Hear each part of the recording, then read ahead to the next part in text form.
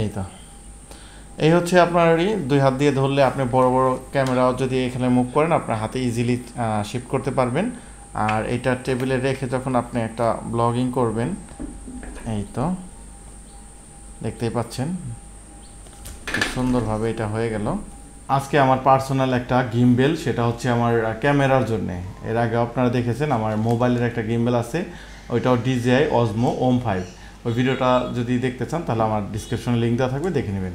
আর আজকে যেটা সেটা হচ্ছে যে আমার ক্যামেরার জন্য একটা প্রফেশনালি আমি একটা গিম্বেল কিনেছি। সেই গিম্বেলটা হচ্ছে যে আমার DJI RS3, এটা রনিন নামের। তো এই যে গিম্বেলটা এটা কেন কিনলাম, আর বাজারে তো আরও অনেক কম দামে কিংবা অনেক ব্র্যান্ডই আছে আর কি, আমি ওইটা কেন না নিলাম। তো এইখানে সর্বপ্রথম যে বিষয়টা সেটা হচ্ছে যে এইটা DJI ব্র্যান্ডের, এইটাই বড় একটা ব্র্যান্ড, এইটাই বড় একটা কারণ যে আমি এই কারণে এটা মুভ করা। কারণ একটা টেকসই কিংবা একটা পারফেক্ট স্মুথ একটা ব্যাপার থাকে যেটা সব ব্র্যান্ডে পাওয়া যায় না। তো এটা আপডেট ভার্সন RS3, এটা একদম স্মুথলি খুব ভালো কাজ করে। আমি এটা আনবক্স করব এখন, আপনাদের কি কি থাকে সেটা জানতে পারবেন। আর এটার ব্যবহারটা আমি দেখাচ্ছি। এই হচ্ছে আপনার টোটালি এই কাভারটা, এই হচ্ছে DJI প্রো ভার্সনের এটার ভিতরে আপনার 3 কেজির উপরে একটা ক্যামেরা ইজিলি মুভ করতে পারবেন, কোনো ব্যাপার না। আর সেই ক্ষেত্রে এটা আমি একটু আনবক্স করে ফেলি।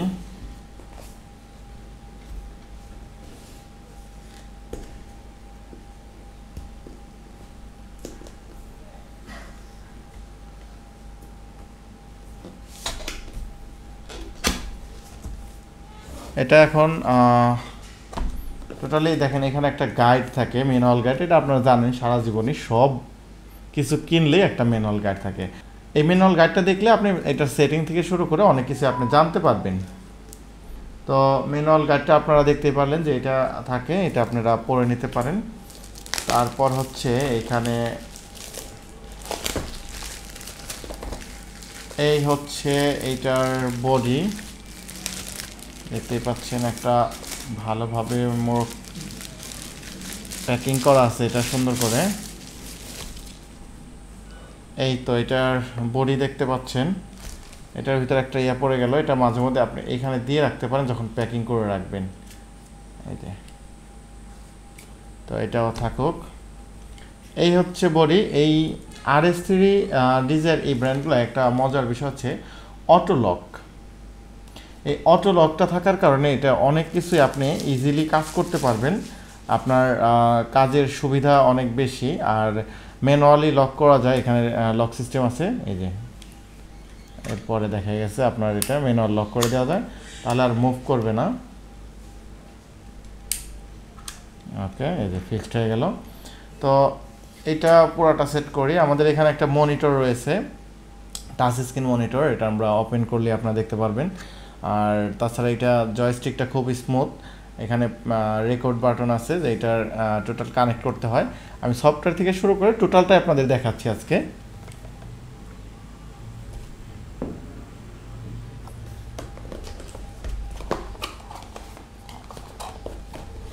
এটা একটা আলাদা বক্স, এই বক্সের মধ্যে কি কি আছে আমি একটু দেখাচ্ছি।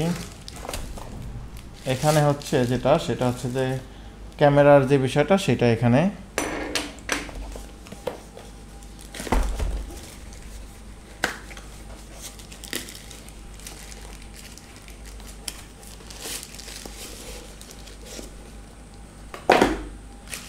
এরপরে যে বিষয়টা এখানে দেখেন, এখানে দুটাই হচ্ছে আপনার এই যে এটা হচ্ছে আপনার এটার ভিতরে লাগানোর জন্য, এটা টাইপ সি চার্জার এইখানে দেখতেই পাচ্ছেন। এটা আপনি চাইলেই একদম ফিক্সড কাজ করার সময়ও আপনি চাইলে একদম সব সেট আপ করা আছে, আপনি অন অবস্থায় এটা চার্জ দিতে পারবেন। এটা একটা বড় সুন্দর ফিচার। এখানে আপডেট একটা ব্যাটারি আছে। এই যে আমি এটা সেট করে দিচ্ছি,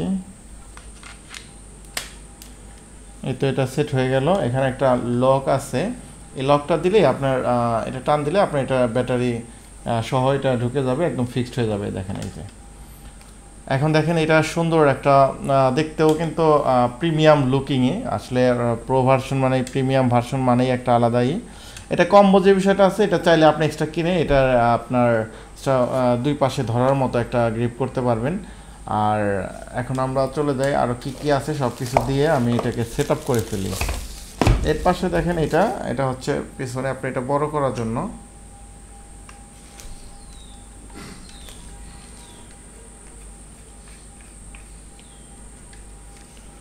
এই তো এই হচ্ছে আপনার দুই হাত দিয়ে ধরলে আপনি বড় বড় ক্যামেরাও যদি এখানে মুভ করেন আপনার হাতে ইজিলি শিফট করতে পারবেন। আর এটা টেবিলে রেখে যখন আপনি একটা ব্লগিং করবেন, এই তো দেখতেই পাচ্ছেন খুব সুন্দরভাবে এটা হয়ে গেল।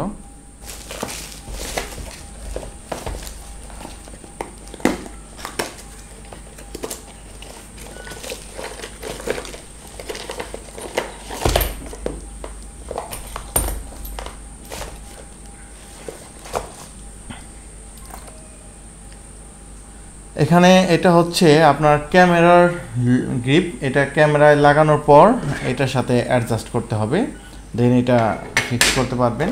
এখানে একটা টাইপ সি চার্জার রয়েছে কেবল, আর এটা একটা লক করার জন্যে, আর এইটাও একটা ওই ক্যামেরার সাথে অ্যাডজাস্ট করানো টাইপ সি দুই মাথায় একই আর কি। তো এই জিনিসটা আমরা দেখতে পারলাম এই বক্সের ভিতরে কি কি রয়েছে। তো এখন যে বিষয়টা সেটা হচ্ছে যে আমাদের এই জিনিসটা আমরা ক্যামেরায় ফিক্সড করে ফেলবো। এই ছিল এই আমাদের বক্সের ভিতরে। আর এই জিনিসটা ফিক্সড করার পরে আমরা একটু মুভ করে দেখাচ্ছি এটা কীভাবে সেট আপ করতে হয়। সর্বপ্রথম যে বিষয়টা সেটা হচ্ছে আমরা একটা ক্যামেরায় গ্রিপ করে নিই। আমি যদিও এটা কিনেছি, আমার যেটা রেকর্ড হচ্ছে ক্যামেরা, এটা হচ্ছে ক্যাননের 5D Mark IV, অনেক হ্যাভি একটা বডি, ওজন বেশি আপনারা জানেন। এর জন্য আমার একটু আপডেট ভার্সন নেওয়া। আপনারা যদি নর্মাল কোনো ক্যামেরা ব্যবহার করেন তাহলে হয়তো বা আপনার একটা নর্মাল গিম্বেল ব্যবহার করতে পারেন। তো এই ভিডিওতে দেখতে পারলেন যে আনবক্সিংয়ে কী কী ছিল। এরপরের ভিডিওতে আপনারা দেখতে পারবেন এই গিম্বেলটার ব্যবহার, এটার টোটাল একটা রিভিউ। তো ততক্ষণ ভালো থাকবেন, সুস্থ থাকবেন, দেখা হচ্ছে নতুন কোনো ভিডিওতে। আসসালামু আলাইকুম।